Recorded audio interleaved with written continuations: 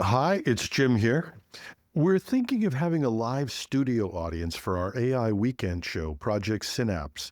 It's grown to be quite popular, and this is an experiment, so I'm checking to see if there's interest. We record Friday mornings at 8:30 a.m. If you are interested, there's more information at the end of today's show. Anthropic agrees to a $1.5 billion copyright settlement. A study reports that senior developers say half their code is AI generated. Broadcom admits to selling VMware Shelfware. A politician accused of making a threatening call claims, "That's not my voice." And Musk's robot servant demo sure wasn't Optimus Prime. Welcome to #Trending. I'm your host, Jim Love. Let's get into it. Anthropic has agreed to pay $1.5 billion to settle a class action from authors who say their books were used without permission to train Anthropic's Claude. A judge still has to approve it, but if it goes through, it's being called the largest copyright recovery to date. Anthropic will not only pay the damages, but will also be required to destroy the downloaded book files. Anthropic didn't have to admit any liability under the settlement. Parna Sridhar, the Deputy General Counsel at Anthropic, said, "We remain committed to developing safe AI systems that help people and organizations extend their capabilities, advance scientific discovery, and solve complex problems." The payout works out to about $3,000 per book for roughly 500,000 titles. But the deal avoids a December trial that could have carried a risk of a greater payment. And as that one suit is settled, another appears. Warner Brothers Discovery has sued Mid-Journey, alleging countless unauthorized images and videos featuring DC and other studio characters. This is a separate fight, images versus text, but it offers another aspect of how AI can use copyrighted works. 32% of senior developers, those with more than 10 years of experience, say over half of the code they ship is generated by AI. In contrast, for junior developers, the number is just 13%. Those surprising results come from a survey of 791 professional developers conducted this past July and sponsored by Fastly, a company that operates content delivery network and edge computing cloud platforms used by developers worldwide.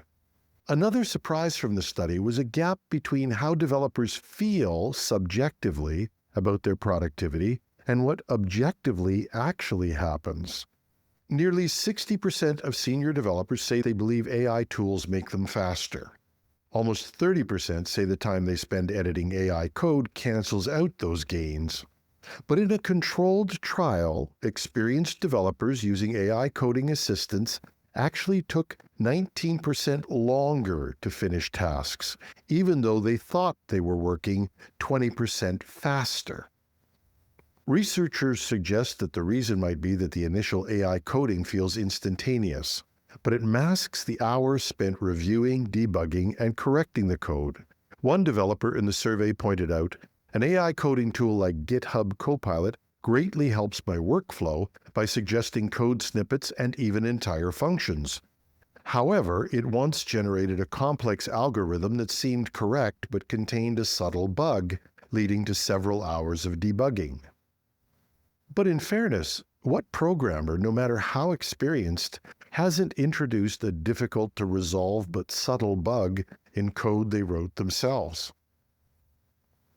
The overall assumption is that AI may write what could be termed a great first draft, but developers still have to make sure the final version actually runs.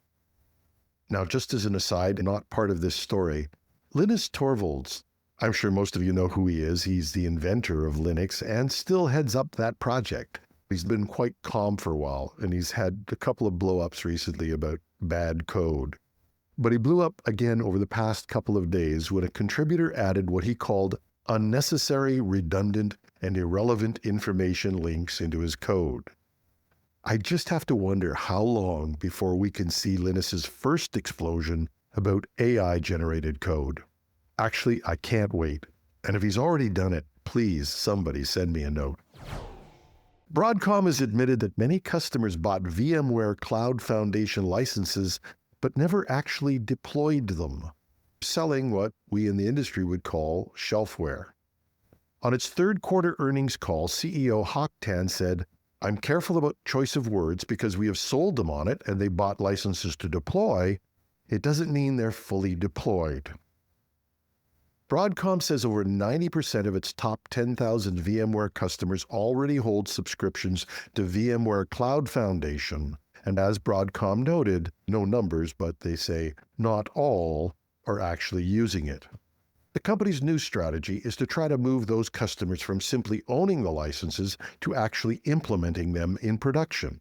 That second phase also includes bundling in more products and services, disaster recovery, container management, GPU support, and advanced security features, with an aim to make VMware Cloud Foundation a full on-premises private cloud stack. The company does seem to be determined to turn these unused contracts into real deployments, converting shelfware into recurring revenue. And it's a great idea because customers can grow to resent being pressured to buy software they don't use, which is not only an added cost, but if revealed in an audit, it can be embarrassing. So Broadcom appears to be betting on a resurgence of on-premises computing to help deliver the real value of its bundled package. And it's kind of ironic that a company that makes a great deal of its money selling chips to hyperscalers is hoping that its clients will move to on-prem. And whether customers see this as added value or as a push to lock them in remains an open question. Now, if you think that GPT-5 got a cool reception, Tesla's unveiling of its Optimus robot servant made things even worse. Honestly, it was so awkward, I almost felt sorry for Elon Musk, and the robot for that matter. There's a video making the rounds. The robot looks incredibly awkward. And if this was some kind of demo, it seemed like they were at a loss as to what it could do. Finally, after what seems to be an interminable amount of time staring at this robot standing in a hallway, somebody asks, "Where can I get a Coke?" The delays in the replies were long, and the answer not worth waiting for. The robot almost looked sad as it said, "Sorry, I don't have real-time info, but I can take you to the kitchen if you want to check for a Coke there." Then the machine shuffled forward stiffly, rattling as it walks. It was not a pretty sight. Not exactly the sleek helper Musk promised when he said Tesla could sell 10 billion units by 2040. And the video was also very confusing about the price of the robot. Musk had talked earlier of robots in the $20,000 to $30,000 price point. That seems to be the general price that most companies are settling on as what will be successful for the humanoid robots. But the prices mentioned in the video were between $200,000 and $500,000, which is a heck of a range and doesn't really scream, "We're ready to sell this." Given the underwhelming demo, critics were quick to pounce. One observer wrote, "Walking without falling over is extremely hard, but this thing is like 11% as good as Boston Dynamics Atlas from 7 years ago." Another Reddit user quipped, "Imagine how bad it is if this is the video they decided was good enough to show the world." So instead of a sci-fi glimpse of the future, Tesla's $500,000 robot looked more like a clumsy prototype. If this was meant to inspire awe, it mostly inspired laughter. So much so that it made GPT-5's lukewarm debut look spectacular in comparison. And as I said, this ain't Optimus Prime. And a late-breaking story from the world of AI. An Ontario municipal councillor accused of sending a threatening voicemail says the message was created using AI, or in her words, "It may be partly my voice, but I did not create this message." A former mayoral candidate, who is also a retired police officer, says he received the voicemail and reported it to the police, which places the investigating officers in a real dilemma. It's high profile, and threats of violence are a criminal matter.